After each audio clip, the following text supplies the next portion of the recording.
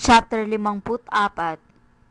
May maluwalhating araw ng Noli Me Tangere ni Dr. Jose Rizal. Kumalat sa buong bayan ang nakitang maraming ilaw sa libingan ng nagdaang gabi. Sinasabing mahigit sa 20 ilaw, iba't ibang hugis at laki ang nakita. Ang mga kapatiran ay nagpalaluan sa inaakalang milagro. Hindi ka na nga, ako ang tama dito, hindi ikaw. Ako kasi, ikaw ang mali. Ano bang alam mo? Ako ang nasa tama, hindi ikaw, hindi ikaw. Ako, ilang beses ko na sinasabi na ako ang tama. Hindi matanggap ni Hermana Sipa ng kopradya ng Santissimo Rosario na hindi siya nakakita ng mga ilaw na nakita ng ibang kapatiran. Ipinamalita niya na nakarinig siya ng mga daing at hinagpis. Nakatira man siya sa malayo. Hindi pa daig. Sinabi naman ni Hermana Rufa na bahagyang nagpakita sa kanyang panaginip.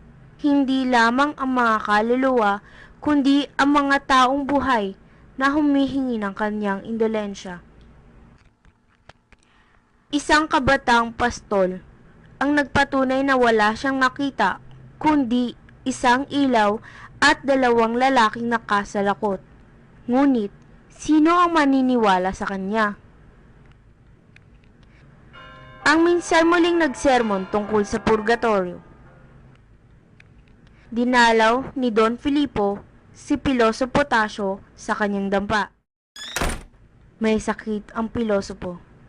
Hindi nakakabangon dahil sa lumulubhang paghihina. Nag-uusap ang pilosopo o baliw at si Don Filipo. Hindi ko tiyak kung dapat ko kayong batiin sa inyong pagbibitiw. Nakikipaglabang kayo ngayon sa Guardia Civil at dapat manatili sa katungkulan sa panahon ng gera. Ipinagbenta na ng general ang sarili. Pinalaya ng Gobernador Silio ang aking ipinahuling mga sundalo at walang anumang ginawa. Ano pa ang magagawa ko? Mag-isa, wala. Kung may mga kasama, marami. Dapat nakapagbigay kayo ng halimbawa sa ibang bayan. Ang karapatan ng bayan ay higit sa kakatuwang kapangyarihan ng Gobernador Silio. Iyon ang binhi ng isang magandang aral. Sayang. Nag-iisa ako laban sa kumakatawan ng makasariling interes. Pumailalim si Senyor Ibarra sa paniwala ng karamihan. Hindi siya naniniwala sa ekskomunyon. Magkaiba ang iyong kalagayan. Si Senyong Ibara'y nagtatanim. Yuyuko at sasama siya sa itinatanim. Kayo'y dapat makayanig sa pamamagitan ng lakas at simbuyo. Ang laban ninyo'y laban sa nagmamalabis ng lakas, gumagambala sa kapayapaan ng bayan at sa nagkukulas sa tungkulin. Hindi kayo nag-iisa sa labang iyan. Hindi tulad ng dati ang bayan ngayon. Ito ba ang inyong paniniwala?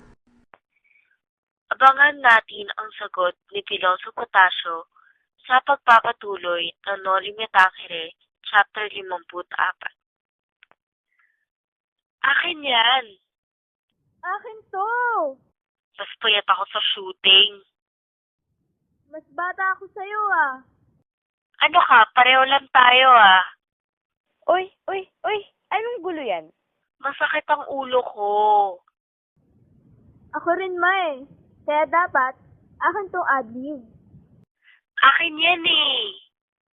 Tumigil na nga kayo. Eto, paracetamol, tig-2 pa kayo. Ma, mas effective sa akin ang adlib. Talo ito ng 2 paracetamol. Oh, adlib? 1 adlib is better than 2 paracetamol. Akin na nga yan! Ganito na lang, hating kapatid. Ma! Ah, Sa'yo na lang. sa'yo na. Ay naku, sumasakit ulo ko sa inyo. Adlib, more powerful than pain. Akin na nga. Alin ma? Yung ad-lib? Hindi, etong kutsilo, pag di kayo tumigil, sasaksakin ko kayo sa mata. Heh?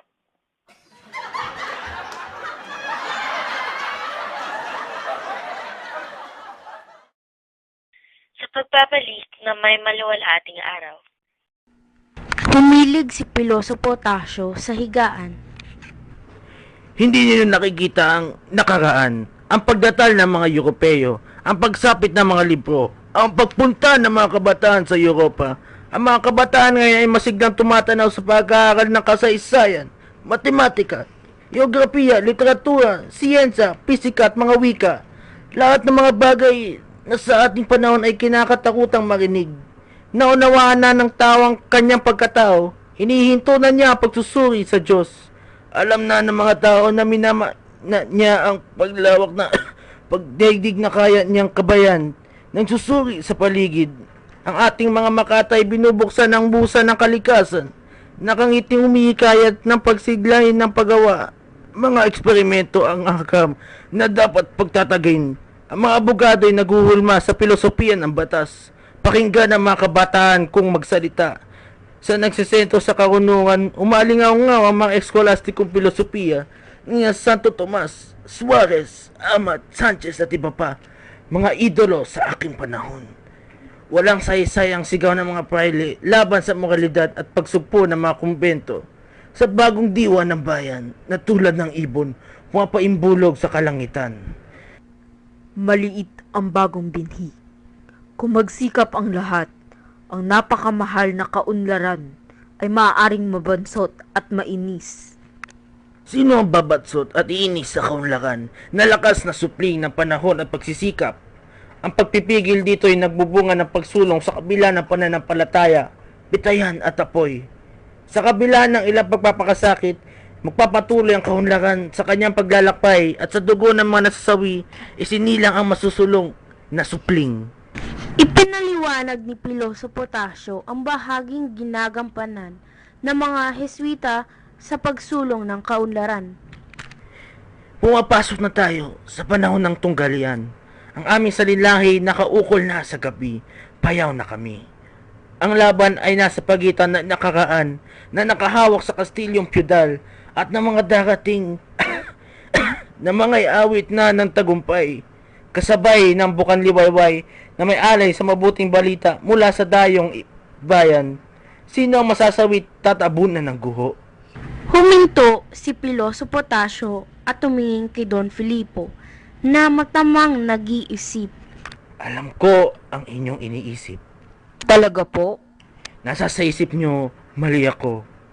Nais ko mangarap ng kaluwalhatian sa huling sandali ng buhay. Kung sa bagay, nabubuhay ako sa pangarap. Pangarap!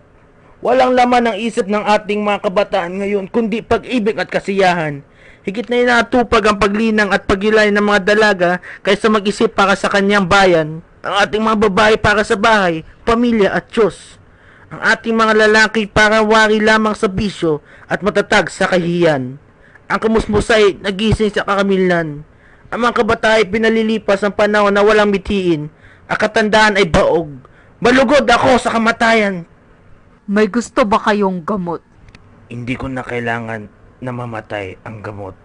Sabihin ninyo kay Don Crisostomo na dalawin ako bukas. May mahalaga akong sasabihin sa kanya. Sa loob ng ilang araw, yayaon na ako. Nasa dilim ang Pilipinas! Hindi nagtagal, naninimdim na umalis si Don Filipo.